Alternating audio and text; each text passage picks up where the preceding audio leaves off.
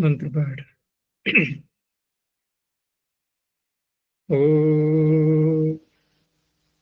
सहनावतु सहनौ भुनक्तु सह वीर्यं करवावहै तेजस्विनावधीतमस्तु मा विद्विषावहै। ओम शांति शांति शांति। काशिका की 62वीं कक्षा। ध्वनि साफ आ रही है? जी आचार्य। कनेक्शन कुछ कम लग रहा है, सिग्नल कम आ ठीक रहा आ रही है आवाज। है।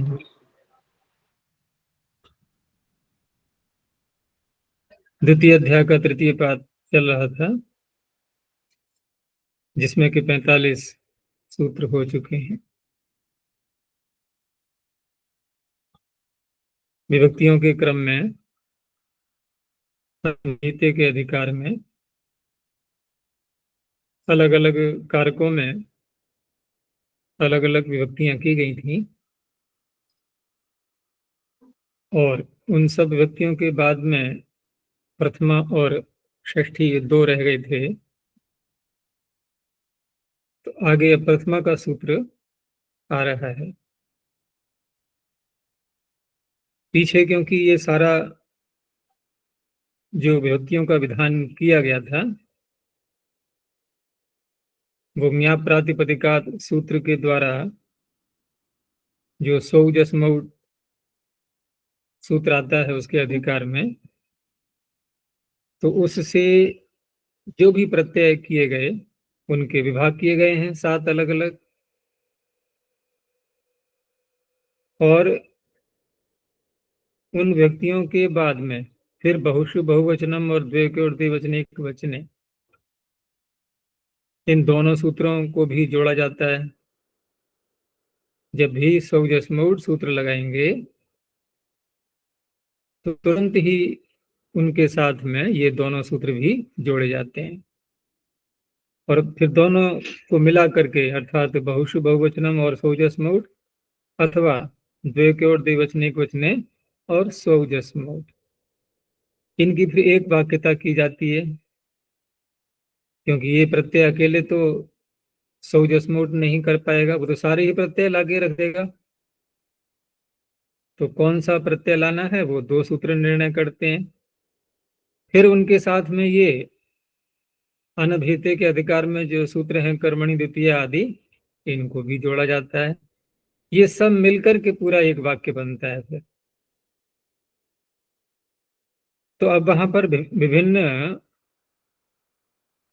विभिन्न कारकों में व्यक्तियां तो कर दी गई, लेकिन प्रथमा व्यक्ति का कोई कारक तो है नहीं। क्योंकि यहाँ जो प्रथमा का सूत्र आ रहा है ये कारक में नहीं कर रहा है। जैसे वहां कहा था कर्मणि द्वितीया, कर्म कारक में द्वितीया होती है, ऐसे करके अलग अलग कारकों का नाम लेकर के व्यक्तियों का विधान किया गया था। यहाँ जो सूत्र आ रहा है प्रातिपदिकार्थ लिंग परिमाण वचन मात्रे प्रथमा, तो यहाँ पर प्रश्न ये भी उठेगा कि प्रथमा व्यक्ति जो आप कर रहे हैं और जिस सूत्र के द्वारा कर रहे हैं उसमें पहला शब्द है प्रातिपदिकार्थ। तो प्रातिपदिकार्थ इसको कहने की आवश्यकता ही क्या रहेगी फिर, क्योंकि अन्य व्यक्तियों का कर्म आदि जो विशेष अर्थ हैं उनमें विधान कर दिया। अब जो शेष रह गया वो प्रातिपदिक का ही तो अर्थ रह गया है, तो वो तो बिना कहे भी प्रातिपदिकार्थ मात्र में प्रथमा हो जाएगी, इसकी आवश्यकता रहेगी ही नहीं। ठीक है ना, प्रातिपदिकार्थ मात्र में प्रथमा हो जाएगी, इसके कहने की आवश्यकता क्या है। लेकिन कुछ शब्द ऐसे हैं जहां यदि हम अर्थ अर्थ से तात्पर्य कोई वस्तु, जिसे कहते हैं ना पदार्थ, तो पदार्थ को हम कहाँ घटाते हैं? कोई वस्तु, कोई चीज जिसको हम छू सकें, पकड़ सकें, देख सकें, इंद्रियों का विषय बन जाए। लेकिन कुछ शब्द ऐसे होते हैं जहां वस्तु हमें पता लगती ही नहीं। जैसे किसी अव्यय को ले लें हम, ऊंचे ही नीचे ही बोला, ऊपर नीचे, क्या है? वस्तु तो है नहीं कुछ भी। ऊंचे ही को हम छू सकते हैं क्या? पकड़ सकते हैं, देख सकते हैं? नहीं। क्या माने और? बस।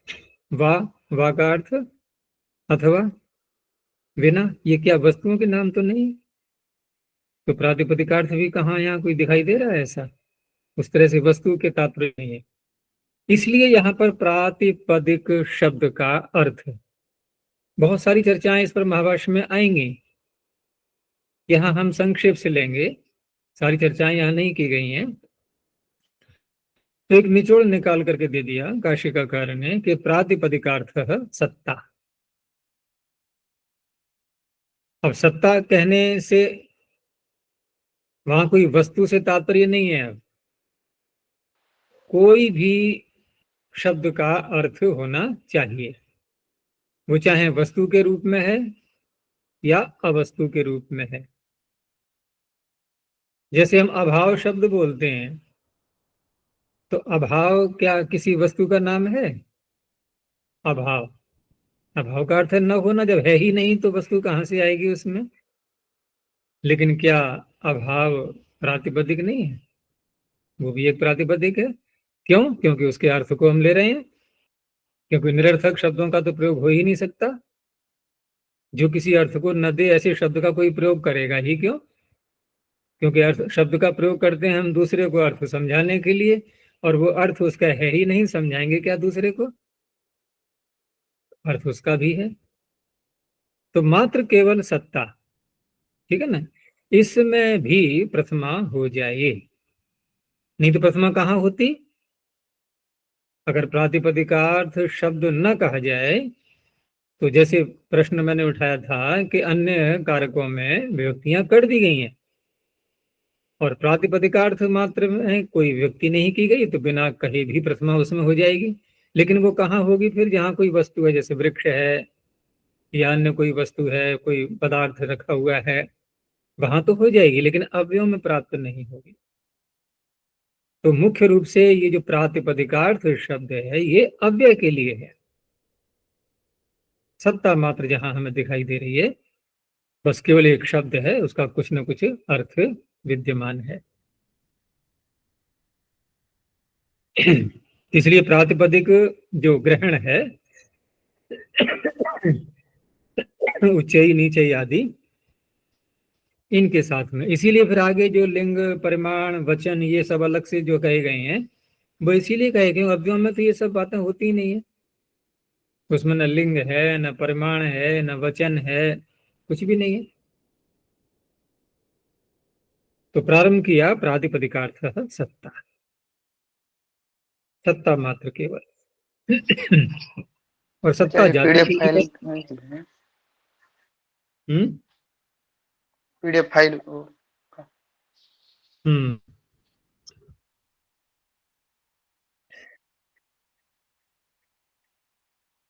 सत्ता जो है ना, जाति को भी कहेंगे। जैसे वृक्ष बोला तो वृक्षत्व उसमें आ जाएगा।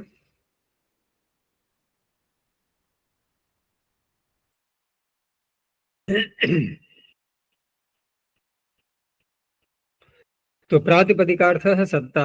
और अब आगे जो शब्द आ रहे हैं उनका एक एक करके अर्थ किया। लिंगम, अब लिंग क्या है? तो स्त्री लिंग, पुल्लिंग, नपुंसकानी प्रसिद्ध हैं ये अर्थ इनके। अब ये अतिरिक्त बनेंगे। अब ये ठीक है ना, आगे जो भी शब्द आते जाएंगे उनमें पीछे वाला जुड़ता जाएगा। जिसमें हम लिंग देख रहे हैं उसमें प्रातिपदिक अर्थ तो है, सत्ता तो है ही शब्द की, उसका अर्थ भी है। और आगे बढ़ेंगे हम तो उसमें ये लिंग आदि होंगे, परिमाण और बढ़ जाएगा, फिर वचन और बढ़ जाएगा, ये बढ़ते जाएंगे आगे, ठीक है ना। तो स्त्रीलिंग, पुल्लिंग, नपुंसकानी, ये अतिरिक्त जुड़ जाएंगे उसमें। और ये कहने क्यों पड़ रहे हैं? क्योंकि ये नहीं कहा जाएगा तो प्रातिपदिकार्थ मात्र में ही होगी फिर तो, क्योंकि मात्र शब्द सबके साथ में जुड़ता है ये। फिर आगे परिमाण, परिमाणम द्रोण खारी आडकम। अब इसमें प्रातिपदिकार्थ के अतिरिक्त परिमाण जो अर्थ है ये और जुड़ गया है, साथ में लिंग भी है इसके अंदर, वो पीछे से आता जाएगा। वचनम एकत्व द्वित्व बहुत्वानि, प्रसिद्ध अर्थ है इसका, तो ये जुड़ और बढ़ जाएंगे उसमें आगे। मात्र शब्द प्रत्येकम अभिसंबध्यते, ये सबके साथ में जुड़ेगा। तो प्रातिपदिकार्थ मात्रे, लिंग मात्रे। अब लिंग मात्र कहने से तात्पर्य प्रातिपदिकार्थ तो है उसमें, वो तो पीछे से प्राप्त ही था, लेकिन अब लिंग मात्र, लिंग उसमें और बढ़ा है तो उसमें भी प्रथमा हो जाएगी। लिंग मात्रे परिमाण मात्रे वचन मात्रे प्रथमा विभक्ति भवति। ये सूत्र का पूरा अर्थ संपन्न हुआ। अब उदाहरण देखते हैं एक एक करके। तो प्रातिपदिकार्थ मात्र का जैसे मैंने कहा था कि अव्यय के लिए है ये मुख्य रूप से, तो ऊंचे ही नीचे ही आदि जो शब्द हैं ये यहाँ के लिए है। यहाँ प्रश्न ये भी हो सकता है कि आप इसमें केवल अव्यय मात्र को कहने के लिए प्रातिपदिकार्थ शब्द आपने बोला, तो क्या आवश्यकता है यहाँ प्रथमा करने की? आप लाओगे भी उसका हम लोप कर यह कर लेंगे, अव्यय है ना, ये लोप हो जाएगा, तो प्रयोजन ही क्या रहा? तो प्रयोजन तो बहुत होते हैं। कोई कहेगा कि पद बनाना प्रयोजन है सप्तमंतम पदम, उसका भी उत्तर है आप प्रथमा मत करो, सूत्र आगे आने वाला है षष्ठी शेष, शेष में षष्ठी आएगी, उसका लोप हो जाएगा, पद बन जाएगा। बन जाएगा या नहीं? अगर पद बनाना ही प्रयोजन है, सुबंत बनाना, सुबंत बना करके पद बनाना, तो वो तो षष्ठी ला करके भी सिद्ध हो जाएगा। लेकिन प्रथमा की भी आवश्यकता होती है। जैसे सूत्र आता है ना कि सपूर्वाया प्रथमाया विभाषा, तो वहां पर विकल्प से वो जो ते और में आदि करते हैं ना आदेश, युष्मद अस्मद के स्थान पर, तो प्रथमांत तो होने पर ही करते हैं वो, सपूर्वाया प्रथमाया विभाषा। तो ये भी कार्य करना है, इसलिए प्रथमा की आवश्यकता है, नहीं तो षष्ठी तो हो ही जानी है। आगे लिंग ग्रहणम किम, तो लिंग ग्रहण क्यों किया है? प्रातिपदिकार्थ समय आ ही रहा है, तो कहा ये अधिक है इसके अंदर, और अधिक होने से फिर यहाँ प्राप्त नहीं होती, क्योंकि आप मात्र शब्द को बोल करके कहोगे प्रातिपदिकार्थ मात्रे, लेकिन यहाँ तो ये और भी है अधिक इसमें अर्थ में, इसलिए इनको अलग से कहना पड़ा। तो कुमारी वृक्ष कुंडम इत्यत्रापि यथा स्यात्। अब कुमारी जो शब्द है यहाँ, तो कुमार पुल्लिंग को भी कहता है, कुमारी स्त्रीलिंग को कह रहा है, ये अतिरिक्त हुआ ना। केवल प्रातिपदिकार्थ मात्र तो कुमार शब्द से आ ही गया, वो तो उतना आ चुका है। कुमारत्व जो है वो स्त्री में भी है और पुरुष में भी है, दोनों में कुमारत्व विद्यमान है, ठीक है ना, वो प्रातिपदिकार्थ मात्र हो गया। लेकिन जो लिंग अर्थ आया ये अतिरिक्त जुड़ गया इसमें, इसलिए इसको अलग से कहना पड़ रहा है, नहीं तो यहाँ प्राप्त नहीं हो रही थी प्रथमा। अब प्रश्न उठेगा वृक्ष और कुंड में कैसे हो जाएगा फिर? वृक्ष का तो एक ही प्रकार से प्रयोग होता है, ये तो ऐसा है नहीं कि हम स्त्रीलिंग में अलग बोलेंगे पुल्लिंग में अलग बोलेंगे, तो ये केवल एक दिग्दर्शन मात्र के लिए है। हम और शब्द यहाँ ले सकते हैं उसकी जगह पर अगर लेना चाहेंगे, जैसे तटह तटम तटी आदि, ये ऐसे ले सकते हैं, केवल दिखाने के लिए है। ऐसे ही कुंड शब्द है, इन एक स्त्रीलिंग का दे दिया है, एक पुल्लिंग का दे दिया, एक नपुंसकलिंग का दे दिया है, लेकिन जो स्त्रीलिंग का दिया है उसका पुल्लिंग में ही प्रयोग बनता है, तो वहां तो ये सारी बातें घट जाएंगी। लेकिन हम वृक्ष में अगर देखें तो कोई कह सकता है कि प्रातिपदिकार्थ मात्र में ही पुंस्त्व भी जुड़ा हुआ है इसमें, क्योंकि अतिरिक्त तो और कोई अर्थ है ही नहीं इसका, वो उसी के अंतर्गत आ चुका है, तो ये केवल एक के लिए है। अन्य उदाहरण ले सकते हैं यहाँ, जैसे कुमारह कुमारी आदि जो बन जाते हैं, ऐसे ही तट के बन जाते हैं ना, पुल्लिंग का भी तटह तटम तटी सब बन जाते हैं उसमें, वो ज्यादा उपयुक्त उदाहरण बन सकता है अगर वैसे देखें तो कुछ उदाहरण जो है वो दिग्दर्शन के लिए भी होते हैं। अब परिमाण को ले लो, परिमाण ग्रहणम किम, तो द्रोण खारी या आढ़क ये जो शब्द हैं, इसमें प्रातिपदिकार्थ मात्र सत्ता वो तो आ ही गया, लेकिन और लिंग भी आ गया है, जैसे द्रोण पुल्लिंग का दे दिया है, खारी स्त्रीलिंग का दे दिया, आढ़क नपुंसक लिंग का दे दिया, ये भी आ गया। तो पीछे के दोनों शब्दों से यहाँ प्रथमा हो जानी चाहिए थी, लेकिन इसमें एक अर्थ और बढ़ गया, तो मात्र वाला अर्थ तो नहीं घटेगा ना, उतना ही मात्र तो रहा नहीं, क्योंकि इसका अर्थ परिमाण, जो नाप का अर्थ निकल रहा है, ये अतिरिक्त है, तो उसके लिए भी ये परिमाण ग्रहण किया गया। इत्यत्रापि यथा स्यात्। अंत में फिर रह गया वचन। वचन ग्रहणम किम,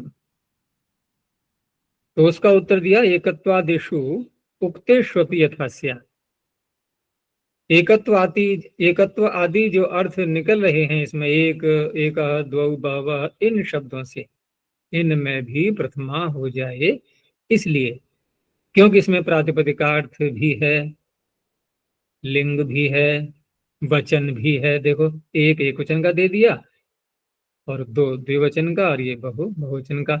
तो ये जो वचन अर्थ इसमें बढ़ गया ना, अब लिंग, प्रातिपदिकार्थ मात्र, परिमाण इसमें आवश्यक नहीं है होना। जैसे मैंने पीछे कहा था कि प्रातिपदिकार्थ समय आएगा, सामान्य है वो, तो परिमाण समय नहीं आएगा। और लिंग भी, अब लिंग केवल अव्यय मात्र, अव्यय में नहीं आएगा, अलिंगम अव्ययम, वो तो अलग नियम है उसका, अव्ययों का लिंग नहीं होता, अलिंगम अव्ययम, लेकिन अन्य में तो आएगा। तो प्रातिपदिकार सब में होगा, लिंग सब में होगा, अव्ययों के अतिरिक्त, ठीक है ना। और वचन भी, वचन यहाँ इनमें आ रहा है, और क्या था, परिमाण, परिमाण सब में नहीं होगा।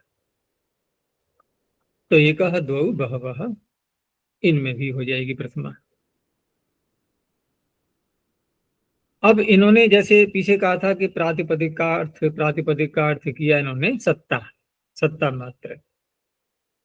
अब सत्ता मात्र है ये अर्थ लिया गया था, और अव्ययों में उसको घटाया गया था। तो यहाँ प्रश्न उठाया कि प्रातिपदिक ग्रहणम किम, इसका ग्रहण आपने क्यों किया। अर्थ तो पीछे कर दिया, प्रातिपदिक जो है सत्ता है ये। तो कहा कि कुछ शब्द ऐसे भी प्रयोग में आते हैं, कुछ शब्द ऐसे भी प्रयोग में आते हैं जहां उनका अर्थ नहीं होता, ठीक है ना। देखो शब्द क्या था, प्रातिपदिकार्थ, सूत्र में देखो ना, प्रातिपदिक के आगे अर्थ के साथ में समास किया इन्होंने, अर्थ जोड़ करके बोला है प्रातिपदिकार्थ, फिर जोड़ेंगे उसमें मात्र, तो प्रातिपदिकार्थ मात्र। तो प्रश्न यह है कि आप अर्थ मात्र बोल दो बस, प्रातिपदिक को हटा दो, क्योंकि अर्थ सबका होता ही है। पूर्व पक्षी किस सिद्धांत को मान करके प्रश्न कर रहा है कि अर्थ तो सबका होता ही है, अर्थ कहने से ही काम चल जाएगा, प्रातिपदिक कहने की क्या आवश्यकता है। तो उत्तर दे रहे हैं कि कुछ शब्द ऐसे भी हम प्रयोग करते हैं कि जहां उनका अर्थ होता ही नहीं। ये एक सूत्र में और भी आया था पीछे, एक सूत्र में और भी आया था जहां पर और ये अध्या, ये इनका जो प्रयोग किया गया था ना, अधि और आग का, इनका कोई अर्थ नहीं था। जो धातु से अर्थ निकल रहा है ना, वही अर्थ था, उसमें कुछ भी विशिष्टता नहीं आई थी। तो उसी का उत्तर दे रहे हैं कि निपातस्य अनर्थकस्य प्रातिपदिकत्वम उक्तम। अनर्थक जो निपात हैं उनका भी प्रातिपदिकत्व कहा गया है, ठीक है ना, अर्थ नहीं है उनका। तो यदि हम अर्थ मात्र इतना बोलेंगे तो उनके आगे प्रथमा नहीं आ पाएगी, ठीक है ना, उनके आगे प्रथमा नहीं आ पाएगी, इसलिए प्रातिपदिक का ग्रहण किया गया है। तो उनसे भी प्रथमा हो जाए, ततोपि यथा स्यात्, जैसे प्रलंबते, अध्यागच्छति। अब ये लंबते का जो अर्थ है वही प्रलंबते का अर्थ है, तो प्र से कुछ बढ़ा ही नहीं। जो आगच्छति का अर्थ है वही अधि लगा करके भी अर्थ बना, अध्यागच्छति, कोई अंतर नहीं पड़ा। आया था पीछे, ध्यान आ रहा है, देख लेना किस सूत्र में आया था ये। अधिपरि अनर्थक। हाँ, तो अनर्थक शब्द वहां स्वयं ही कहा था पाणिनि ने, ये अनर्थक प्रयोग में आ रहे होते हैं, फिर भी इनका प्रयोग होता है। तो ऐसे ही यहाँ पर है, तो अधि के आगे भी प्रथमा आएगी, प्र के आगे भी, वो तो अलग बात है कि हम अव्यादाप से बस उसको हटा देंगे बाद में, लेकिन इस तरह से यहाँ भी प्रथमा लानी है। हो गया। तो ये बाकी जो विशेष बातें हैं वो सब महाभाष्य में देखेंगे, हमें इस सूत्र पर काफी चर्चाएं की गई हैं। अब यहाँ जिन जिन अर्थों में प्रथमा बता दी गई और सभी के साथ में मात्र शब्द का प्रयोग किया। अब यदि इनके अतिरिक्त कुछ और बढ़ जाए तो प्रथमा हो पाएगी? नहीं हो सकती ना, नहीं हो सकती। तो उसके लिए फिर एक सूत्र और बनाया। और क्यों बनाना पड़ रहा है ये? क्योंकि यहाँ बढ़ गया कुछ और। क्या बढ़ गया है? संबोधन। ये अर्थ और बढ़ गया ना।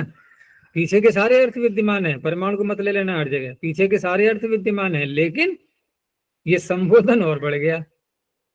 अब इसके बढ़ जाने से प्रथमा प्राप्त नहीं हो रही थी अब, क्योंकि मात्र मात्र मात्र समय लगा दिया गया है।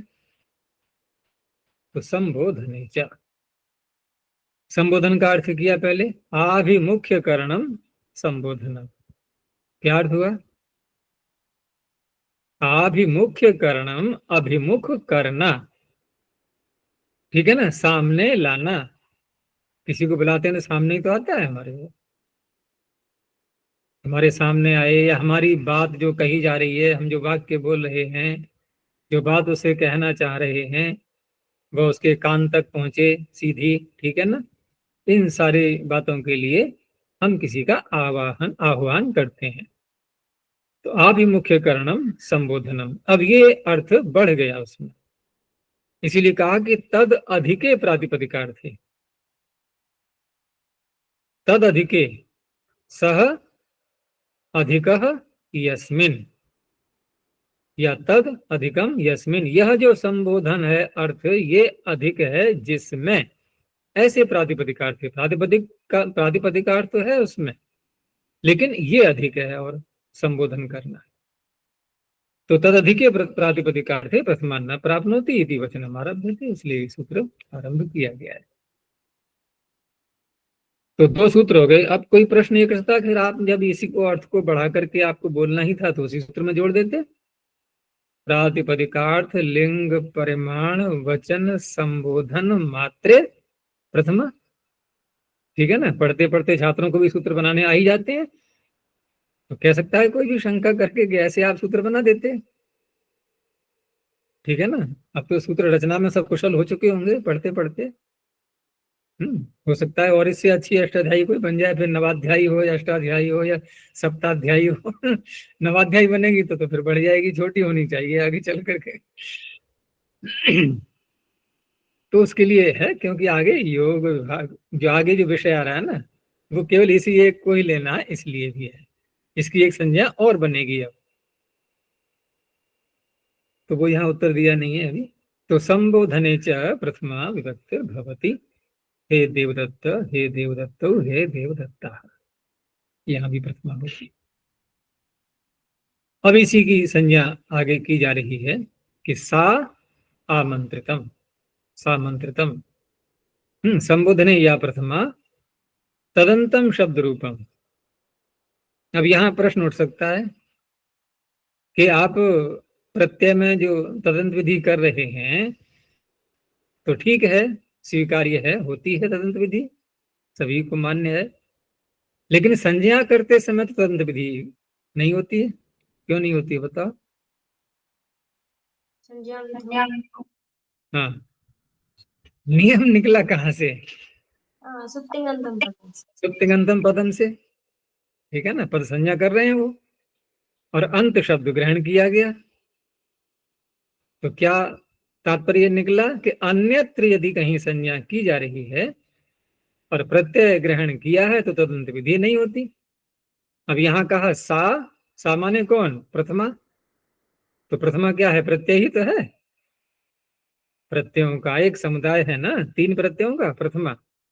तो प्रत्यय है तो तदंत विधि तो होगी नहीं, तो क्या अर्थ निकलेगा कि सु औ जस इनकी आमंत्रित संज्ञा होती है। तो क्या हो जाएगा उससे? कोई तात्पर्य निकलेगा? कुछ भी नहीं, निरर्थकता हो जाएगी ना सूत्र की एक प्रकार से, कि सु जस का नाम आमंत्रित करके हम कर क्या लेंगे? फिर कोई कार्य संपन्न ही नहीं होगा। इसलिए यहाँ पर तदंत विधि अर्थ लेकर के ही सूत्र सार्थक होगा। तो न कहने पर भी यहाँ तदंत विधि होती है, इसलिए अर्थ में क्या लिखा तदंतम शब्द रूपम, संबोधने या प्रथमा तदंतम शब्द रूपम, पूरे शब्द की करनी है प्रत्यय सहित की। आमंत्रित संजम भवति तथा चैव उदाहृतम, यानी पिछले सूत्र में उदाहरण आ ही चुके हैं, वही यहाँ पर ले लो, ये कहने का तात्पर्य है। और आमंत्रित का फल, ठीक है ना, वो हम देख ही चुके हैं। आमंत्रित संज्ञा होने से जो भी कार्य आमंत्रित का है वो हो जाता है। आमंत्रितम पूर्वम अविद्यमानवत आदि बहुत से सूत्र हैं। तो आमंत्रित प्रदेशाः आमंत्रितम पूर्वम अविद्यमानवत इत्येवम् आदयः। तो ये दो सूत्र हो गए तो संबोधन से जुड़े हुए। एक सूत्र और है, ये 3 सूत्रों का समुदाय है ये। अगला सूत्र दिया एक वचनम संबुद्धि। अब क्योंकि प्रसंगवश एक वचन, हम अन्य व्यक्तियों का नहीं लेंगे कि द्वितीय तृतीय चतुर्थी पंचमी सबका ले लें। प्रसंग जो चल रहा है यहाँ पर कि संबोधन में जो प्रथमा आई है, ठीक है ना, और उसका जो नाम आपने रखा है अभी आमंत्रित, आमंत्रित नाम तो तीनों का रख दिया, तो तीनों का नाम आमंत्रित रखने के बाद जो एक वचन का सु है उसका एक नाम और होगा। आमंत्रित तो रहेगा ही, वो नहीं हटेगा। तो एक वचनम संबुद्धि ही आमंत्रित प्रथमाया यद एक वचनम तत्संबुद्धि संजम भवति।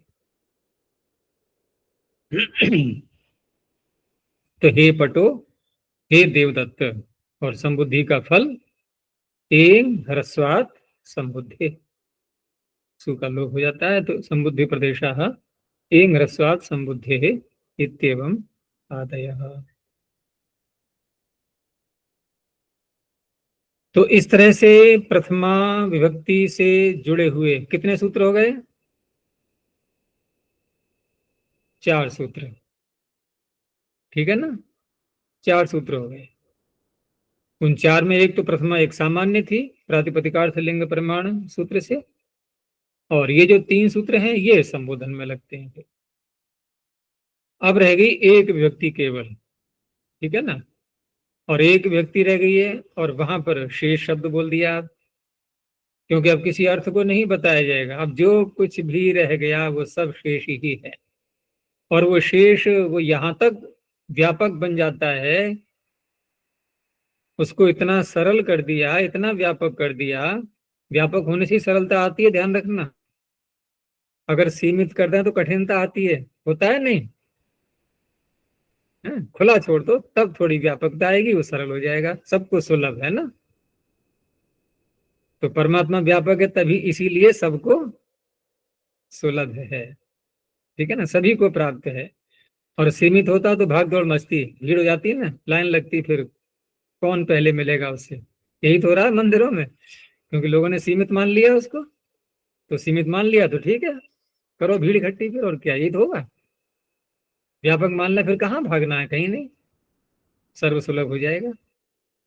तो ऐसे ही इस शेष को भी सर्वसुलभ कर दिया, और यहाँ तक कि वक्ता के अधीन छोड़ दिया। अगर आपको किसी अन्य कारक की विवक्षा नहीं है तो ठीक है, आप षष्ठी बोल लेना, ठीक है ना। तो इस तरह से भी इसके अर्थ को लेते हैं, और विवक्षा धीन धीन जो है कारकों को मान लिया गया है, लेकिन उसका हमें दुरुपयोग नहीं करना है कि हमें आ तो रहा नहीं है बोलना, कोई व्यक्ति क्या करें क्या न करें, अच्छा चलो षष्ठी लगा देते हैं। अब किसी ने आपत्ति उठाई तो उत्तर है ही हमारे पास में, तो हमारी विवक्षा नहीं है उस कारक को कहने की। ऐसे दुरुपयोग नहीं करना है। तो षष्ठी शेषे कर्मादिभ्यो अन्य, क्योंकि प्रारंभ वहीं से हुआ था हमारा, कर्मणि द्वितीया, यहां से प्रारंभ हुआ था। इनके पहला जो अर्थ लिया गया था वो कर्म कारक को उठाया गया था, तो आदि शब्द वहीं जोड़ दिया, कर्मादिभ्यो यो अन्य प्रातिपदिकार्थ व्यतिरिक्त, क्योंकि प्रातिपदिकार्थ में तो हमने कर ही ली पीछे षष्ठी, ठीक है ना, वो प्रथमा कर ली।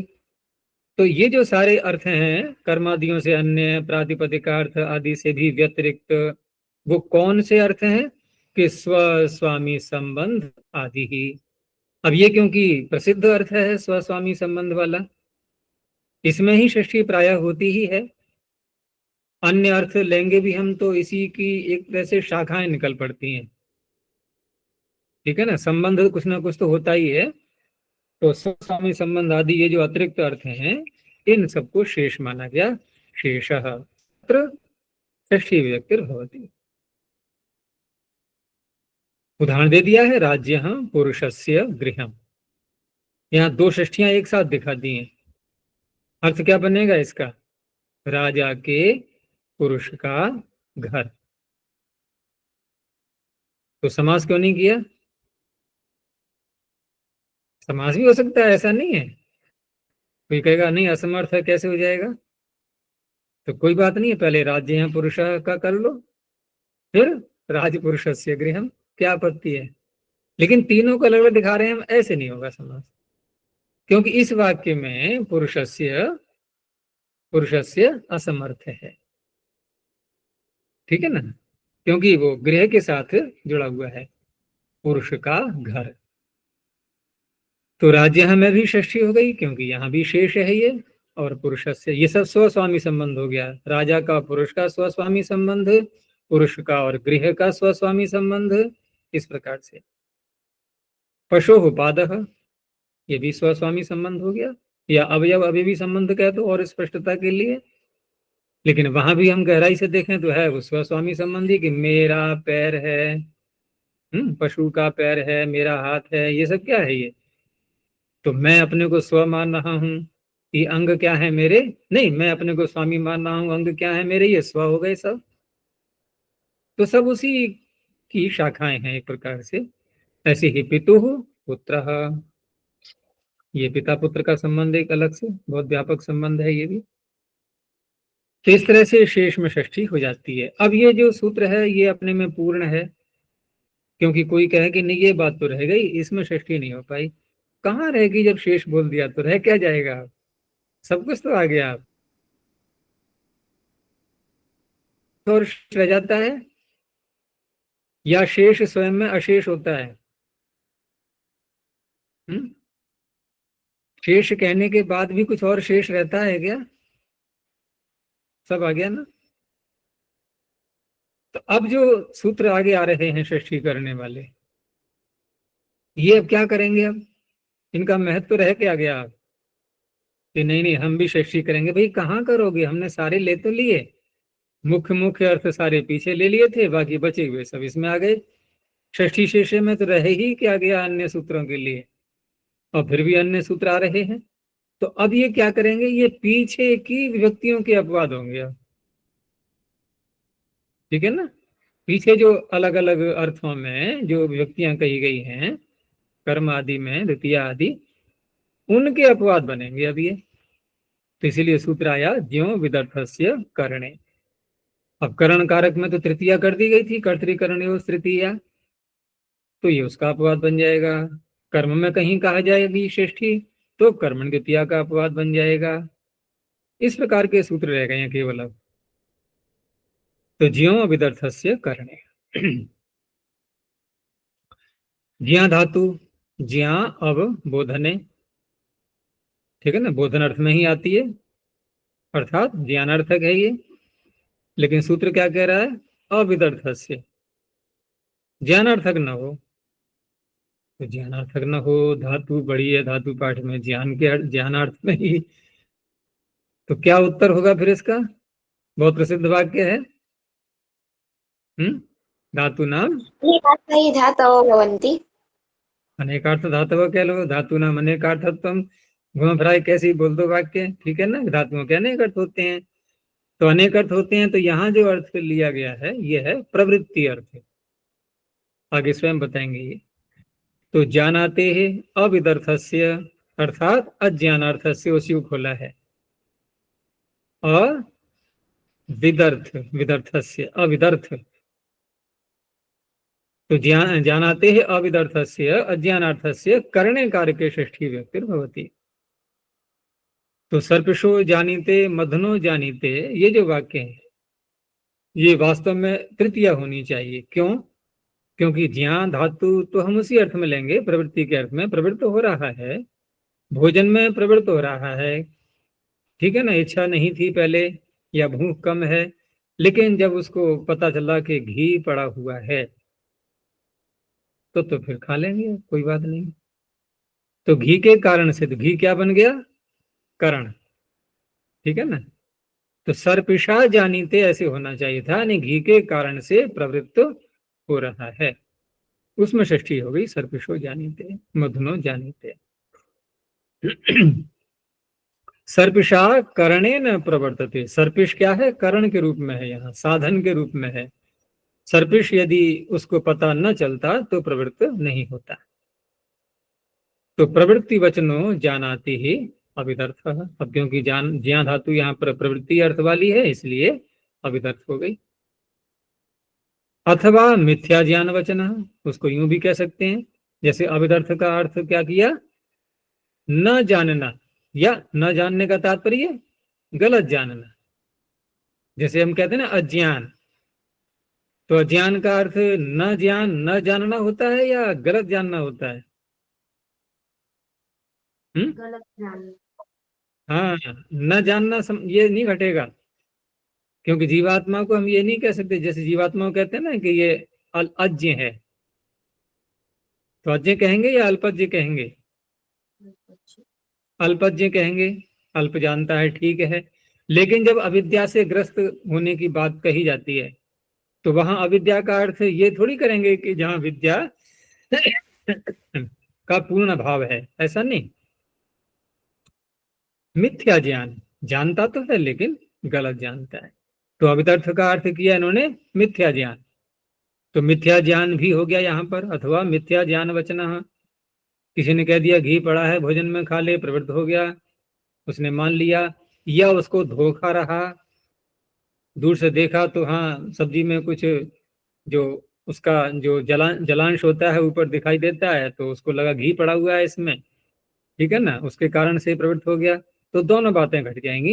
यानी घी है ऐसा मान करके भी प्रवृत्त हो गया, है भी वास्तव में, और नहीं भी है, झूठा किसी ने बहका दिया उसको, तब भी प्रवृत्त होने लगा। बाद में हटेगा फिर वो खाते खाते, किसमें तो है ही नहीं कि झूठ बोला गया मेरे साथ में, लेकिन प्रवृत्त तो हुआ। तो दोनों अर्थ कर दिए इन्होंने, तो इसीलिए कहा अथवा मिथ्या ज्ञान वचन। उसी को और खोला आगे कि मिथ्या ज्ञान कैसे मानेंगे, कि सर्पिषी रक्त, वो घी में जो है अनुरक्त है, बहुत ज्यादा प्रिय है उसके लिए, राग से युक्त तो कहेंगे रक्त। यहाँ रक्त का अर्थ लाल या खून नहीं ले लेना, सर्पिषी रक्त, सर्पिष में वो अनुरक्त है, राग से युक्त है। अब जहां जहां पता लगेगा वो तुरंत प्रवृत्त होगा ही उसमें, क्योंकि राग है उसको घी में।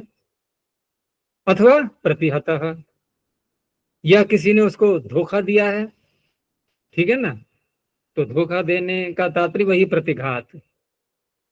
तो प्रतिघात क्या बन जाता है? फिर द्वेष बन जाता है, वो द्वेष का कारण बन जाता है प्रतिघात। तो उससे फिर द्वेष भी होने लगता है, कि क्योंकि जब झूठ बोला है किसी ने उसके साथ में, तो अगली बार फिर बोला, उसे लगा झूठ ही बोल रहा है ये, तो प्रवृत्त नहीं भी होगा। तो नहीं प्रवृत्त होगा, वहां भी सर्पिष में षष्ठी ही आएगी। यानी घी के कारण से प्रवृत्त नहीं हो रहा है, उसे पता है झूठ बोल रहा है ये व्यक्ति मेरे से। तो सर्पिषी रक्त प्रतिहत हवा, दोनों बातें घट सकती हैं। चित्त भ्रांत्या, चित्त में भ्रांति उसके हो जाती है, तो उस कारण से तदात्मना, उसी स्वरूप वाला मानता हुआ उसको सर्वम एवं ग्राह्यम प्रतिपद्यते। अगर उसमें अनुराग है घी में उसके लिए, तो उस अवस्था में भ्रांति के कारण से उसको पता लगा, तो सर्वम एवं ग्राह्यम, ये सभी मैं ग्रहण कर लूंगा, जहां जहां भी घी की बात आएगी वो सब ग्रहण होने योग्य बन जाता है उसके लिए। और मिथ्या ज्ञानम अज्ञानम एवं, मिथ्या ज्ञान भी यदि उसको हो रहा है तो वास्तव में वो अज्ञान ही है, मिथ्या ज्ञान भी अज्ञान ही होता है। तो ये मिथ्या ज्ञान वचन का इन्होंने खोला है। और सूत्र में क्योंकि अविदर्थ धातु ली गई है, अगर ये ज्ञानार्थ की ही होगी तो ये सूत्र करण कारक में षष्ठी नहीं करेगा। जैसे कि स्वरेण पुत्रम जानाति, पुत्र को पहचान रहा है, जान रहा है, जानना ही अर्थ है यहाँ, लेकिन केवल ध्वनि मात्र से, उसकी आवाज से ही उसने पहचान लिया कि मेरा पुत्र बोल रहा है, बिना देखे।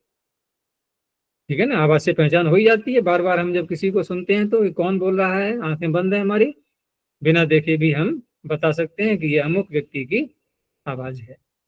और अमुक व्यक्ति की क्या, पशु पक्षियों तक की आवाज का पता लग जाता है। जैसे बहुत से लोग कुत्ते पालते हैं और अपने कुत्ते की आवाज पहचान लेते हैं, दूसरा होगा तो उसकी आवाज कुछ भिन्न प्रकार की होगी, उससे पहचान हो जाती है। तो स्वरेण पुत्रम जानाति, यहाँ स्वरेण शब्द में कर्ण कारक होने से तृतीया ही रहेगी।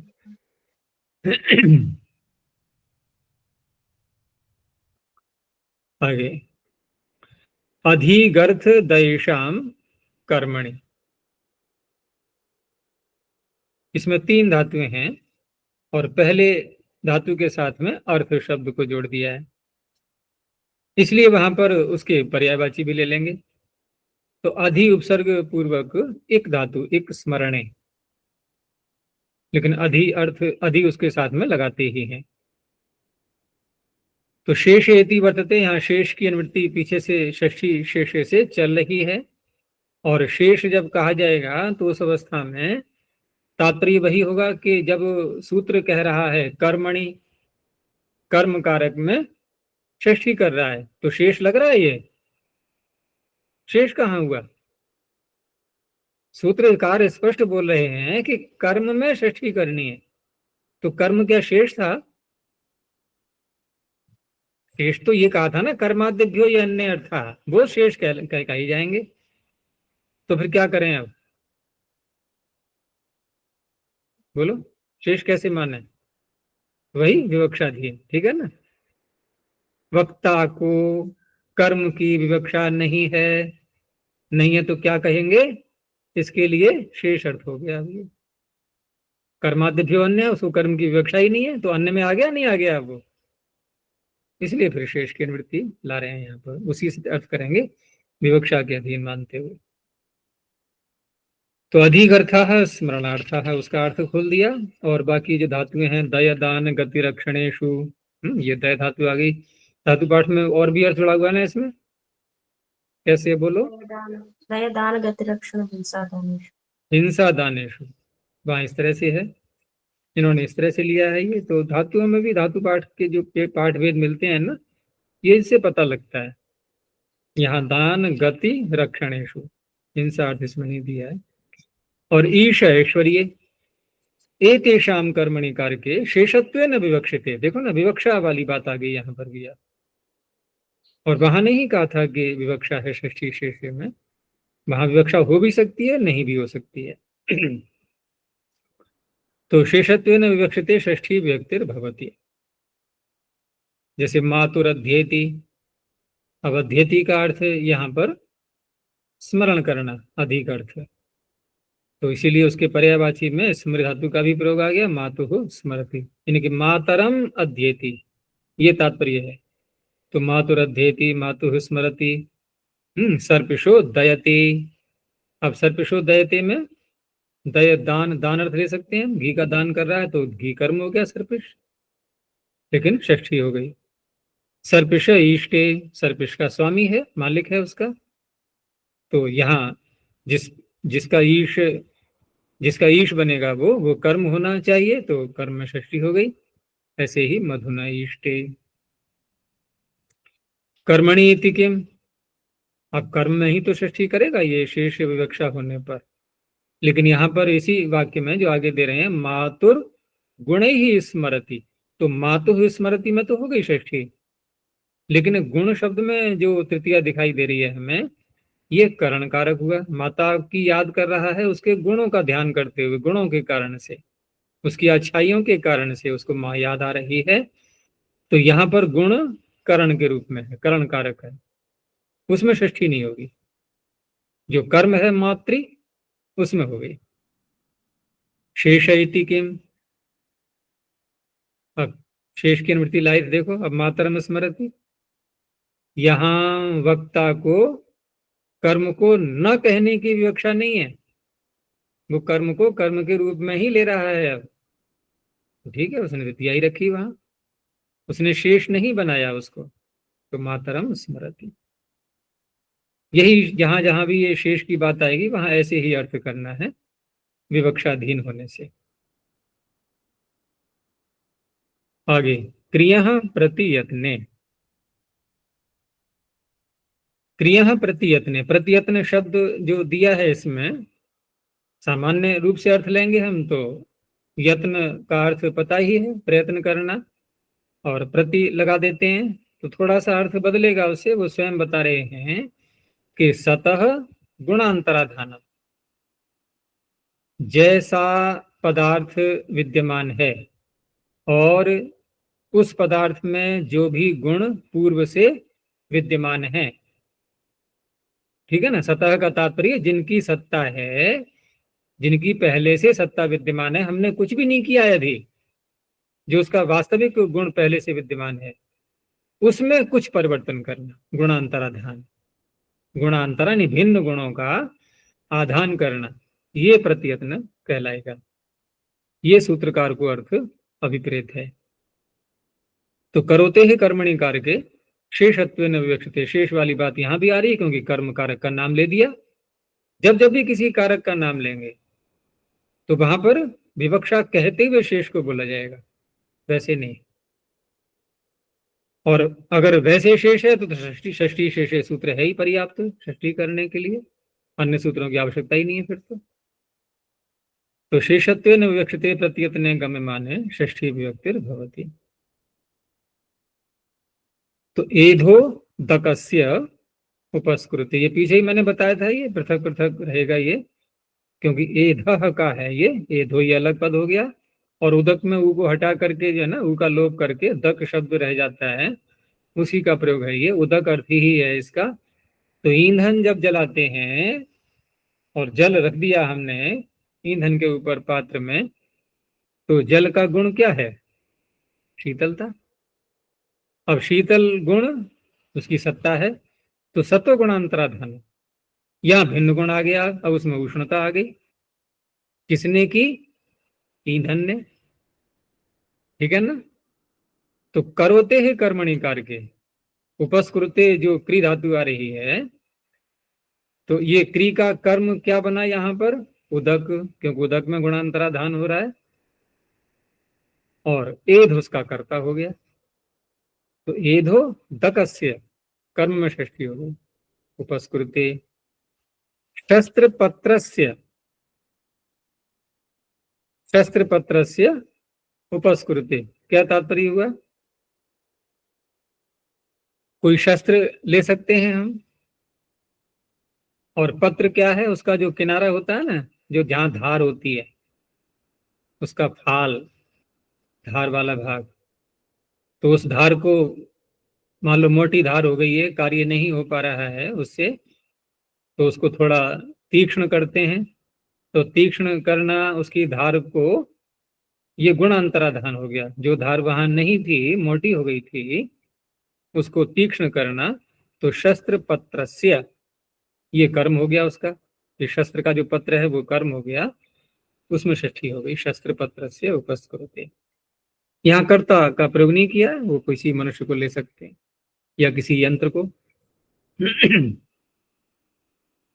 प्रतियत्न इति किम, तो प्रतियत्न अर्थ यदि नहीं होगा, गुणांतराधान नहीं होगा, तो ये सूत्र नहीं लगेगा। जैसे कटम करोति, अब क्री का तो कर्म है कटम, लेकिन ये कट जैसा पहले था उसमें गुणांतराधान किया है, पहले था ही नहीं। कट था कहाँ? कट तो बनाई जा रही है ना, अब चटाई तो बन रही है, पहले थी ही नहीं। गुणांतराधान क्या होता है? वस्तु पहले से विद्यमान है और उसमें पूर्व विद्यमान गुण में परिवर्तन करना, ऐसा यहाँ पर नहीं है। यहाँ तो एक नया निर्माण हो रहा है चटाई का, इसको गुणांतराधान नहीं कहेंगे, पूर्व विद्यमान गुण में अंतर कर देना। तो कटम करोति कर्मणि इति किम, अब वाक्य देखो वही है, एधो दकस्य उपस्कृते, यहां तो लग ही गया था ये, लेकिन इसमें एक शब्द और जोड़ दिया, प्रज्ञया। यहाँ पाठ भेद भी मिलता है ये, जैसे यहाँ जो पीडीएफ फाइल है इसमें दिया हुआ है प्रज्ञया, और जो पाठ्य पुस्तक है इसमें क्या दिया है? प्रभया। इसको शुद्ध भी कर लेना, एधो दकोस्य नहीं है, ओ की मात्रा हटा देना, एधो दकस्य उपस्कुरुते प्रभया। तो प्रभया प्रज्ञया, अगर प्रज्ञया हम बोलेंगे तो उस अवस्था में किसी मनुष्य की ओर संकेत करते हुए कि देवदत्तः प्रज्ञया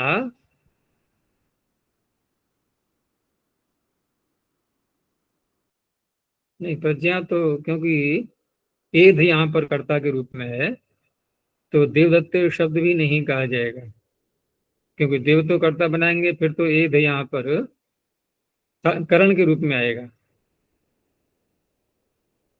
तो प्रभया ही पाठ ज्यादा अच्छा है। प्रभा माने उसकी जो ईंधन की जो लपट है ना, उसकी लौ, ईंधन अपनी लौ से, प्रभा से जल के गुण को परिवर्तित कर रहा है। तो प्रभा शब्द ज्यादा उपयुक्त है, प्रभया। क्योंकि प्रज्ञा यदि बोलेंगे तो ईंधन के साथ में तो प्रज्ञा नहीं घटेगा कि ईंधन अपनी प्रज्ञा से उसके गुण को बदल रहा है। ईंधन तो एक जड़ पदार्थ है ना, उसकी प्रज्ञा उसमें नहीं घटेगी। और यदि किसी चेतन कर्ता को लाएंगे देवदत्त आदि को, तो उस अवस्था में फिर देवदत्त को कर्ता के रूप में लेंगे तो एध ये कर्ता नहीं रहेगा फिर, ठीक है ना। देवदत्त ईंधन से जल के गुण को बदल रहा है, फिर तो ईंधन करण बन जाएगा ना। तो प्रभा ज्यादा उपयुक्त है। शेष इत्येव, शेष अर्थ यहां भी लगेगा, जैसे एधो तकम उपस्कुरुते। अब वक्ता जो बोल रहा है जिस वाक्य को, उसको कर्म की विवक्षा जो है, कर्म को ही कहना चाह रहा है वो, तो उसी रूप में द्वितीया कर दी गई। आगे रुजार्थानाम भाववचनानाम अज्वरे है। क्या कह रहा है सूत्रीय? देखो, प्रथमावृत्ति में जो हमने अर्थ पढ़े थे वो एक सामान्य दृष्टि से लिए गए थे, सूत्र के शब्दों पर अधिक विचार वहां नहीं होता था। यहां हमें गहराई से देखना होता है। तो भाव वचन जो शब्द है सूत्र में, भाव किसे कहते हैं? क्रिया मात्र, जो क्रिया का अर्थ होता है ना, धातु का अर्थ, उसको भाव शब्द से कहेंगे। और भाव में प्रत्यय घय आदि जो करते हैं ना, भाववाचक प्रत्यय जिनको कहा जाता है, तो उनको संपन्न करके जो शब्द बनते हैं वो केवल धात्वर्थ को ही कहते हैं, और किसी बात को नहीं कहेंगे वो। तो ऐसा जो भाववाचक शब्द है, भाव है, भावम, पहले हम वचन को बोलेंगे वक्ति इति वचना, यहाँ कर्ता में करना होगा ल्युट प्रत्यय, वक्ति इति वचन, ठीक है ना। जो बोल रहा है, किसी बात को जो कह रहा है, वो क्या है? वचन। अब भाव के साथ में बहुरी समास कर लो कि भावः वचनः। अब वचन का अर्थ क्या हो गया? कर्ता। वक्तीति वचनः, जो बोलता है वो वचन, यानी कौन? कर्ता। कर्ता के रूप में आएगा। भाववाचक शब्द कर्ता के रूप में आएगा, ठीक है ना। कर्ता बनेगा वो, वाक्य में कर्ता कार्य के रूप में होगा। तो भावः वचनः येषाम। अब येषाम केषाम? रुजार्थानाम। रुजार्थक जो धातुएं हैं उनका भाववाचक शब्द कर्ता बनेगा। हो गया स्पष्ट? अब देखो अर्थ, कि रुजार्थानाम धातुनाम, रुजार्थानाम का विशेषण दिया भाववचनानाम, उसी को खोला भाव कर्तृकाणाम। रुजार्थक धातुएं कैसी होनी चाहिए? कि भाववाचक शब्द कर्ता है जिनका, ठीक है। तो कर्ता अर्थ कहां से लाए? ये लाए वचन शब्द से। कैसे? वक्ति इति वचन करके। भाव कर्तृकाणाम। और दिया विशेषण ज्वर वर्जिता नाम, ये अज्वरे का अर्थ जोड़ दिया साथ में, क्योंकि ज्वर धातु भी रुजार्थक है, उसको हटा दिया गया है। कर्मणि कारके शेषत्वेन विवक्षते, कर्म कारक बोल दिया है तो शेष भी बोलना होगा। शेषत्वेन विवक्षते षष्ठी विभक्तिर भवति, क्योंकि शेष बोलते ही विवक्षा भी साथ में जुड़ेगी फिर। अब उदाहरण में देखो कि रोग शब्द है वाक्य में। रोग शब्द कैसा है? भाव में प्रत्यय किया रुज धातु से, रोग बन गया, ठीक है ना। तो रोग भाववाचक शब्द हो गया। और कर्ता भी है ये वाक्य में, रुज धातु का कर्ता भी है ये। तो रुज धातु कैसी हो गई? भाव कर्तृक, भाव वचन, भाव वचन हो गई, भावः वचनः येषाम्। तो रोगः चौरम रुजति, ये होना चाहिए था वाक्य कि रोग चोर को रोगी बना रहा है। तो चोर ही होता है रोगी, और लोग नहीं होते। तो क्या अर्थापत्ति से क्या निकलेगा? यदि रोगों से बचना है तो चोरी मत करो। अब कहीं कोई रोगी दिखाई दे रहा है तो क्या कहेंगे? अच्छा, इसने अवश्य ही चोरी की होगी।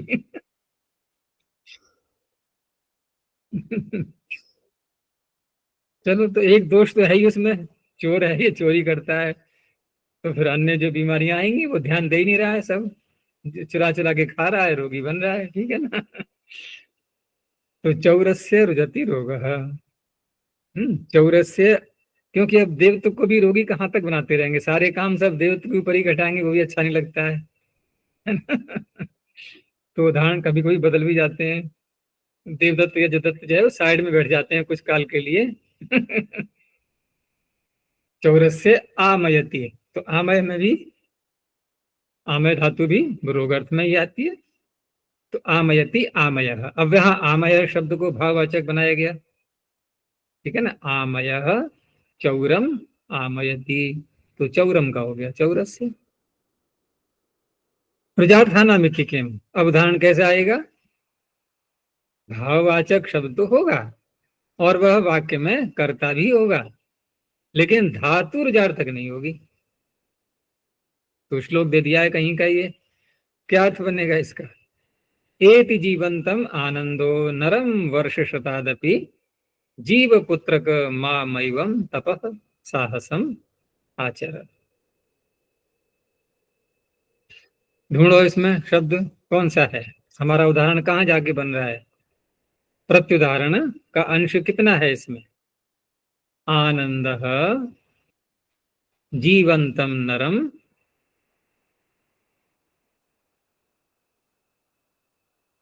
एति, आनंद भाववाचक शब्द हो गया। ठीक है ना? और एण धातु का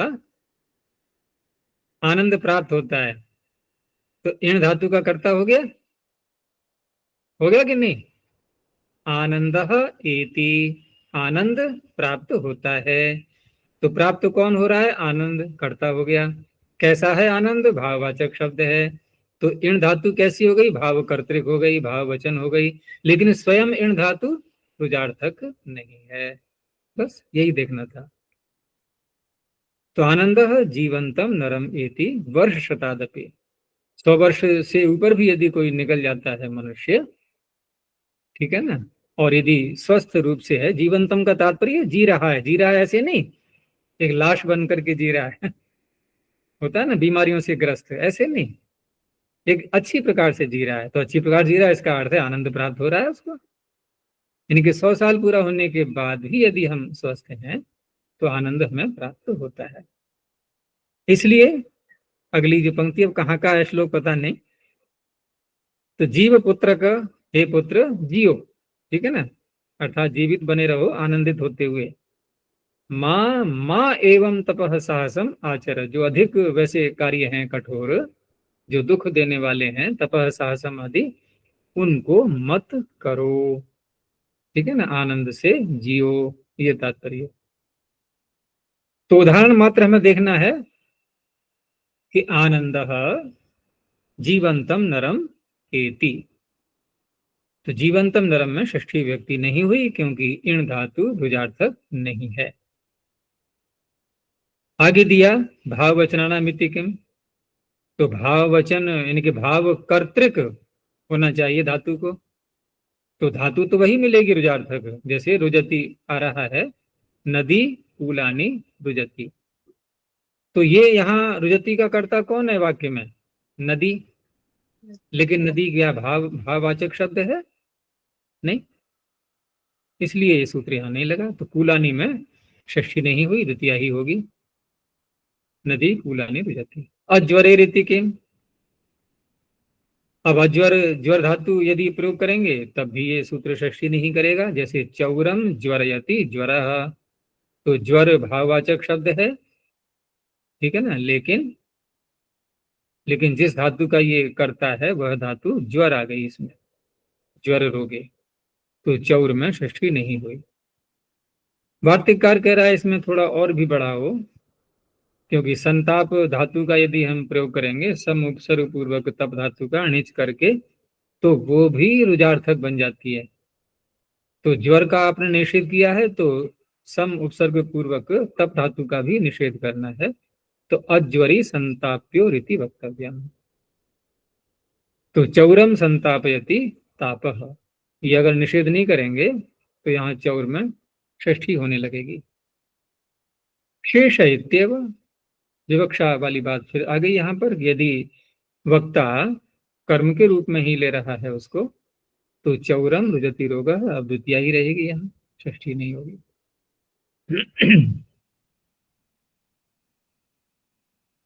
आगे आशिषी नाथ,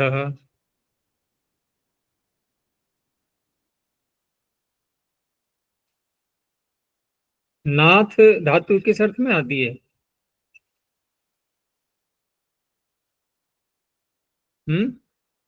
नाथ्री नाद्री याच्योपताप ऐश्वर्याशिषु। हाँ, तो आशीष अर्थ में तो है वो, ठीक है ना, लेकिन अन्य अर्थों में भी है, तो केवल आशीष अर्थ में ही लेना है। वैसे यहाँ एक बात और भी सामने आती है कि ठीक है अन्य अर्थों में भी आती है, लेकिन उदाहरण में इन्होंने दिया है नाथते, आत्मनेपद का प्रयोग किया है, और आत्मनेपद करने वाला सूत्र इसका आशीषी नाथ है, वहां भी उपसंख्यान किया गया है, सूत्र तो वैसा नहीं है। उपसंख्यान ये किया गया है कि नाथ धातु जब आशीष अर्थ में आए तो आत्मनेपद का प्रयोग होता है, ठीक है ना, तो नाथते आत्मनेपद का प्रयोग किया गया, तो आत्मनेपद का प्रयोग करने मात्र से ही यहाँ पर आशीष अर्थ वही निकलेगा, क्योंकि आशीषी नाथ कहा गया है। तो यदि हम जब इसका प्रत्युदाहरण बनाएंगे तो वहां फिर परस्मी पद ही होगा, ठीक है ना, वो आगे मिलेगा परस्मी पद प्रत्युदाहरण में। तो नाथ्री नाध्री याच्योपताप ईश्वर्याशीषु पठ्यते, ये जो धातु पाठ में पड़ी हुई है, तस्य आशी ही क्रियस्य, केवल एक ही अर्थ लेना है, सारे अर्थ नहीं लेने। आशी ही क्रियस्य कर्मणि कारके शेषत्वेन विवक्षते षष्ठी विभक्तिर् भवति। तो सर्पिषो नाथते मधुनो नाथते, अर्थ क्या होगा इसका? देखो कर्म कारक में षष्ठी कर रहे हैं, ठीक है ना, तो अर्थ क्या बना इसका?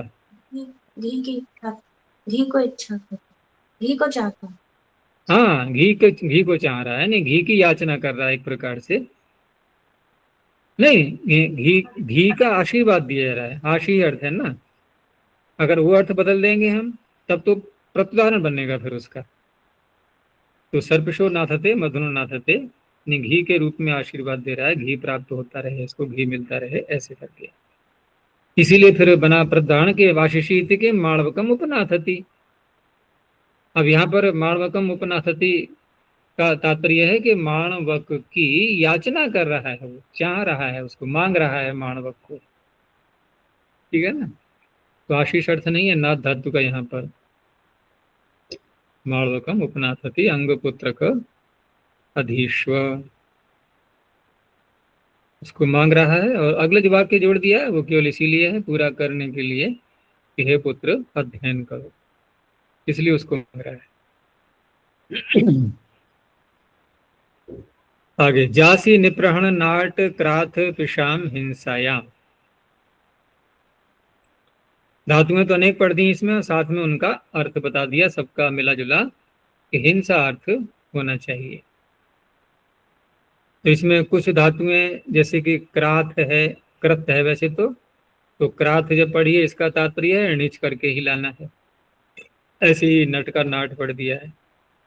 तो जासी निप्रहण, निप्रहण में नी और प्र उपसर्ग लगा करके हन धातु का प्रयोग किया है, और इसमें आगे बताएंगे ये, इसमें एक एक उपसर्ग करके भी ले लेंगे, दोनों एक साथ भी ले लेंगे, और विपरीत करके भी ले लेंगे, यानी प्रनि ऐसे करके 4 तरह से बन जाएंगे। तो जासी, निप्रहण, नाट, क्राथ, पिश इत्यतेषां धातूनां हिंसा क्रियाणां अर्थ रहेगा इनका हिंसा। कर्मणि कारके षष्ठी विभक्ति भवति। तो जसु हिंसायाम उसका बता दिया, हिंसा अर्थ है ये। और शेष यहाँ पर अर्थ में नहीं कहा है, लेकिन वो तात्पर्य वही लेना है विवक्षा के अधीन, क्योंकि कर्म कारक में जब कर रहे हैं तो शेष की विवक्षा होने पर ही होगा। तो जसु हिंसायाम, जसु ताड़ने, दोनों ही देखो ना, दोनों का हिंसा अर्थ ही पड़ा। इति च चुरादौ पठते, दोनों चुरादी गण की ही हैं ये। तस्येदम ग्रहणम, दोनों का ही ग्रहण है। न दैवादिकस्य जसु मोक्षण इत्यस्य, क्यों? क्योंकि मोक्षण अर्थ है, हिंसा अर्थ है ही नहीं वो। और दूसरा जासी पढ़ा है सूत्र में, तो णिजंत चुरादिगण की ज्यादा सरल है, उसी को ले लिया सीधा, हिंसा अर्थ भी आ गया, णिजंत भी हो गई वो। तो चौरस्य उज्जासयति, वृषलस्य उज्जासयति, उसकी ताड़ना कर रहा है। निप्रहण इति संघात विगृहीत विपर्यस्तस्य, 3 बातें हो गई। एक साथ दोनों उपसर्ग बोलना, अलग अलग करके बोलना। विगृहीत तो अलग अलग करके बोलेंगे, 2 उदाहरण बन जाएंगे। एक संघात का हो गया, 3 हो गए। और विपर्यस्त उल्टा कर दो उसको, निप्र का हो जाएगा प्रनि, तो 4 उदाहरण बनेंगे। तो देखो, चौरस्य निप्रहंति, ये संघात का हो गया। चौरस्य निहंति, चौरस्य प्रहंति, ये विगृहीत का हो गया। चौरस्य प्रणिहंति, ये विपर्यस्त का हो गया। चौरस्य उन्नाटयति, ये नाट धातु का हो गया। वृषलस्य उन्नाटयति। चौरस्य उत्क्राथयति, वृषलस्य क्राथयति। अब यहाँ पर कृत धातु का क्राथ बोला इन्होंने, तो यहाँ पर प्रश्न अर्थात उत्तर दिया है ना इन्होंने कि ये निपातन से निपातनात् वृद्धि है।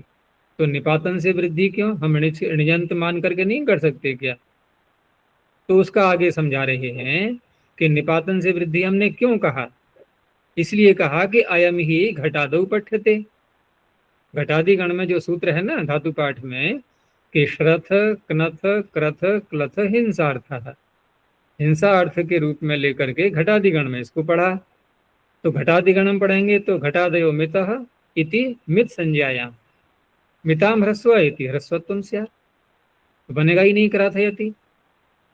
अब फिर भी हम उदाहरण में सूत्र में क्यों क्राथ पड़ा हुआ है, तो इसलिए सूत्र में ही जो क्राथ पड़ा है इसी निपातन से यहाँ उदाहरण में भी वृद्धि कर दी गई है।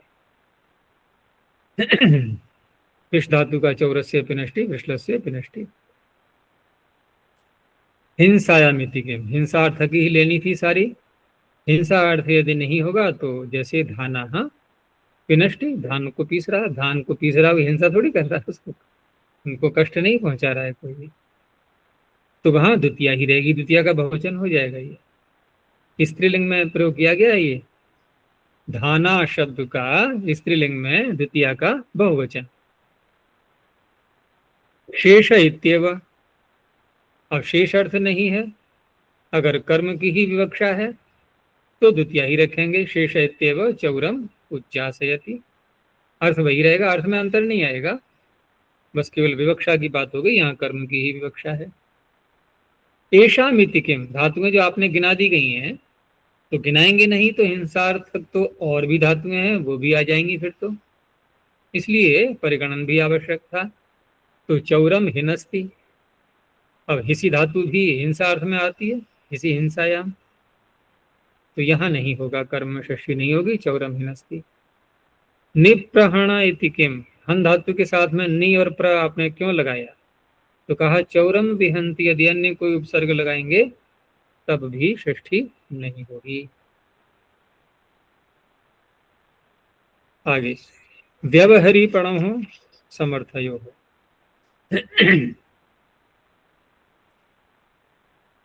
समर्थ शब्द दिया है सूत्र में और पीछे भी आ चुके हैं ऐसे, तो समर्थ का तात्पर्य एक ही अर्थ की दोनों धातुएं। तो व्यवहारी पण इत्यतयो समर्थयो, अर्थात समानार्थयोः कर्मणि कारके षष्ठी विभक्तिर्भवति। अब समानार्थ इनका कहाँ बनता है? तो कहा द्यूते, क्रय विक्रय व्यवहारे च, दो चीजों में, या तो द्यूत जो जुआ खेलना आदि होता है उसमें, या अथवा क्रय विक्रय व्यवहार में, इनमें दोनों का अर्थ समान बन जाता है। समानार्थत्वम अनयोः। तो शतस्य व्यवहरति, 100 रुपए का व्यवहार करता है, लेन देन करता है, ये भी कह सकते हैं, या 100 रुपए का जुआ खेल रहा है कोई, 100 रुपए का दाम लगा करके। सहस्रस्य व्यवहरति, ऐसे ही शतस्य पणते, सहस्रस्य पणते। पण धातु में प्रश्न उठेगा, क्योंकि सूत्र तीसरे अध्याय में विद्यमान है। कौन सा? आय प्रत्यय करने वाला। सूत्र बोलो, जो आय प्रत्यय करता है। वुपु धूप विच्छि पणि पणिभ्य आयः। हाँ, तो वहां जो आय प्रत्यय है और वो है स्वार्थ में ही। स्वार्थ में जो है वो तो फिर लगातार होगा ना। तो आय प्रत्यय है कस्मात् न भवति। आपने पणते पणते बोल दिया, आपको बोलना चाहिए था पणायते, ठीक है ना। तो कहा स्तुत्यर्थस्य पणते आय प्रत्यय इष्यते। वहां इष्टि बता दी गई है कि पण धातु से आय प्रत्यय जो हो रहा है ये केवल स्तुति अर्थ में ही होता है। और धातु के अर्थ हैं कितने इसके? पण व्यवहारे स्तुतौ च। तो स्तुति अर्थ भी वहां पर आ रहा है, उसी में आय प्रत्यय होगा, व्यवहार अर्थ में नहीं होगा, इसलिए पणते का प्रयोग है। ये समर्थयोरिति किम, दोनों का अर्थ बराबर होना चाहिए, एक जैसा। अब यहाँ पर जो प्रयोग किया गया है ये व्यवहार अर्थ नहीं है। जैसे शलाकाम व्यवहरति, यानी कि व्यवहरति का अर्थ वो नहीं है कि द्यूत या क्रय विक्रय आदि, अपितु परिगणयति इत्यर्थ। यहाँ गणना कर रहा है, गिन रहा है, बस इतना ही तात्पर्य है। शलाकाम व्यवहरति, ब्राह्मणान पणायति। अब यहाँ देखो आय प्रत्यय हो गया, तो अर्थ क्या रहेगा? स्तुति। तो इस तरह से शलाकाम व्यवहरति में व्यवहरी धातु का अर्थ हो गया परिगणन, पण धातु का अर्थ हो गया स्तुति। समान अर्थ नहीं रहा, भिन्न भिन्न अर्थ हो गए। तो ब्राह्मणान प्रणयति, ब्राह्मणों की स्तुति करता है, स्तौति इत्यर्थ। शेष इत्येव, विवक्षा के अधीन होने से अधिक कर्म की ही विवक्षा होगी। तो शतम पणते, अब अर्थ वही रहेगा, 100 रुपए से जुआ खेलता है या लेन देन करता है, लेकिन कर्म की ही विवक्षा है यहाँ, इसलिए शेष नहीं बना। आगे दिवस तदर्थस्य। अब तदर्थ शब्द से हम किसको लेंगे? तो प्रसंगवश जो पीछे कहा गया था व्यवहरी और पण धातु का जो अर्थ है, तो वही अर्थ दिव धातु का भी लेना है, क्योंकि दिव के तो अनेक अर्थ हैं, उनमें से वही अर्थ लेना है जो व्यवहरी और पण का है। तो व्यवहरी पणि समानार्थस्य दिव्यते कर्मणि षष्ठी विभक्तिर्भवति। अब अर्थ में कोई अंतर नहीं आएगा। शतस्य दिव्यति, सहस्र से दिव्यति, जुआ खेलना या लेन देन करना, वैसे ये जुआ खेलने में ज्यादा प्रयोग होगा इसका, तो वही अर्थ यहाँ पर लेना है। तदर्थस्य इति किम, अब वह अर्थ नहीं है, कोई और अर्थ ले लिया हमने, क्योंकि दिव्य के अनेक अर्थ हैं। तो ब्राह्मणम दिव्यति, अब यहाँ अन्य कोई भी अर्थ ले सकते हैं उसमें। क्रीड़ा विजिगीषा, व्यवहार को नहीं लेंगे। द्युति स्तुति, स्तुति कर सकते हैं, ब्राह्मण की स्तुति कर रहा है कोई। अब प्रश्न ये उठा कि आपने जब वही अर्थ लेना है तो फिर व्यवहारी पण के साथ में ही आपने दिव को भी क्यों नहीं पढ़ दिया? ठीक है ना, वही अर्थ तो लेना ही था आपको। तो कहा योग विभाग उत्तरार्थ, क्योंकि अगले सूत्र में हमें विकल्प भी करना है उपसर्ग लगाने पर, इसलिए योग विभाग किया गया है। अब एक प्रश्न और उठेगा कि आप जो विकल्प करने जा रहे हैं अगले सूत्र से, तो विकल्प की आवश्यकता ही क्या रह गई थी? क्योंकि यहाँ जो हम इस प्रकरण में जो व्यक्तियां, जो षष्ठी व्यक्ति जो कर रहे हैं विभिन्न कारकों में, ये विवक्षा होने पर ही तो कर रहे हैं। अर्थात विवक्षा हमारी उस कारक को कहने की नहीं है, और शेष मान करके हम व्यक्ति कर रहे हैं। और जिस पक्ष में विवक्षा उसी कारक की रहती है तो हम वही विभक्ति करते हैं, तो विकल्प तो अपने आप ही बन जाएगा कि नहीं? तो फिर विभाषा उपसर्ग कहने की आवश्यकता ही क्या है? और फिर भी सूत्र बनाया जा रहा है अगला कि उपसर्ग होने पर विकल्प से षष्ठी होगी। विकल्प से तो वही यूं ही प्राप्त है, क्योंकि विवक्षा के अधीन है, इसलिए। तो अब सूत्र निरर्थक बन रहा है ये अगला। तो क्या तात्पर्य होगा कि इन दोनों सूत्रों में शेष नहीं होगा। ठीक है ना? यहां वास्तव विवक्षा की बात नहीं है, यहाँ कर्म कारक होने यानी कर्म की विवक्षा है, कर्म की ही विवक्षा है, फिर भी उसमें षष्ठी की जा रही है। ठीक है ना? ये विकल्प कहने से अर्थ निकल रहा है ये। तो इसलिए यहां पर शेष नहीं कहा जाएगा। आगे विभाषोपसर्गे दिवस दर्शस्य नित्यम षष्ठ्याम प्राप्तायाम, देखो कहा गया नित्य, क्योंकि शेष की अनुवृत्ति नहीं होगी इसमें। नित्यम षष्ठ्याम प्राप्तायाम सोपसर्गस्य विकल्प उच्यते। उपसर्गे सति दिवः तदर्थस्य कर्मणि कारके विभाषा षष्ठी विभक्तिर्भवति। तो शतस्य प्रतिदिव्यति, सहस्रस्य प्रतिदिव्यति, यहाँ षष्ठी कर दी गई, और शतम प्रतिदिव्यति सहस्रम प्रतिदिव्यति यहाँ द्वितीय ही रही। उपसर्गस्य इति किम, ये अशुद्ध है यहाँ पर ये, क्योंकि सूत्र में उपसर्ग से नहीं उपसर्गे है, तो उपसर्गे इति किम ऐसे होना चाहिए। इसमें पीडीएफ फाइल में तो ठीक लिखा हुआ है उपसर्गे इति किम। ठीक है ना? वो तो एक आदेश होकर के या का लोप हो गया, उपसर्ग इति किम। तो शतस्य दिव्यति, अब यहाँ उपसर्ग का प्रयोग नहीं किया गया है, तो पूर्व सूत्र से षष्ठी ही होगी केवल। तदर्थ से केवल अगर अर्थ बदल जाएगा, तो पीछे भी आया था ये उदाहरण, ये शलाकाम प्रतिदिव्यति, वहां परिगणन अर्थ लेते हुए, तो वहां क्योंकि तदर्थ रही नहीं है, इसलिए इस सूत्र से षष्ठी का विकल्प नहीं होगा उपसर्ग लगाने पर भी।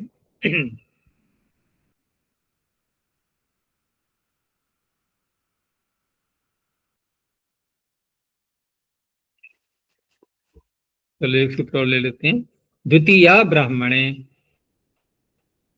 अब धातु वही आ रही है पीछे से, और ब्राह्मण से तात्पर्य यहाँ पर ब्राह्मण ग्रंथ। तो ब्राह्मण विषय प्रयोगे दिवः तदर्थस्य कर्मणि कारके द्वितीय व्यक्तिर्भवति। अब देखो कर्म कारक में द्वितीय कर रहे हैं,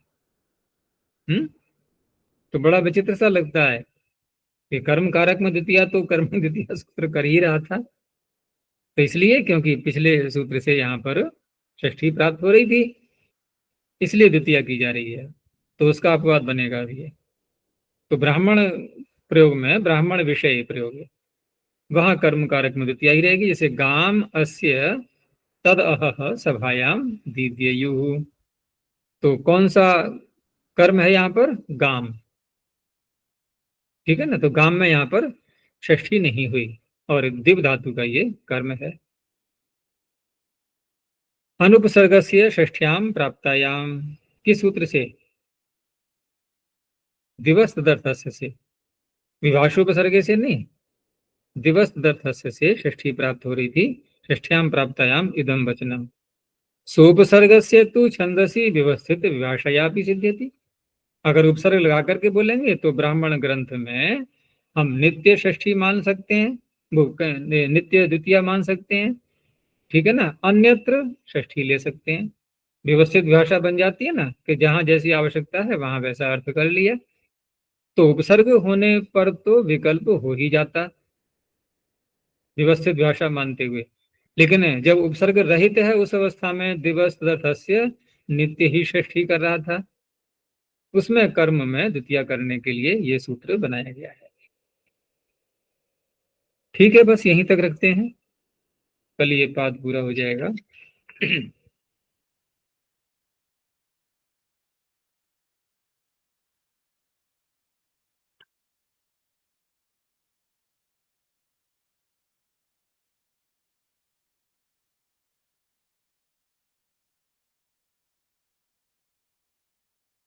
प्रणोध्वनि। ओम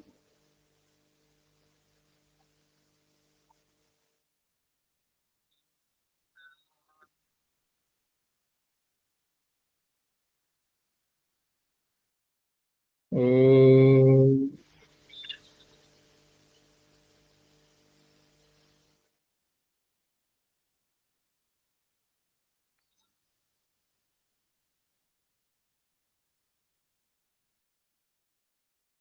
ओम